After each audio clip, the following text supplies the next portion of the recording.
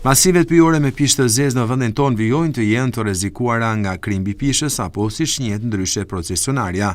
Në të paktën 10 vitet e fundit Ministria e Bujqësisë dhe Zhvillimit Rural nuk ka marrë asnjë nismë për pastrimin e masiveve pyjore në vendin tonë nga ky dëmtues i rrezikshëm.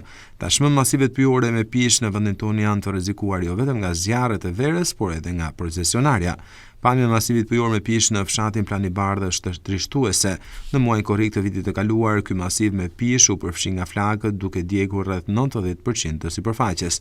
Ndërkohë ato pak pisha që nuk u dogje nga flakët i ka pushtuar procesionarja. Vazhdimisht ekspertët mjedisor kanë ngritur alarmin për këtë dëmtues të rrezikshëm dhe kanë kërkuar ndërhyrjen e institucioneve përgjegjëse. Megjithatë, që prej vitit 2015 nuk është marrë asnjë iniciativë për të pastruar masivet pyjore me pishë të infektuara. Ekspertët kanë paraqitur disa metoda për luftimin e këtij dëmtuesi, si me anë të spërkatjes kimike, prerjes së degës së infektuar dhe metodës biologjike.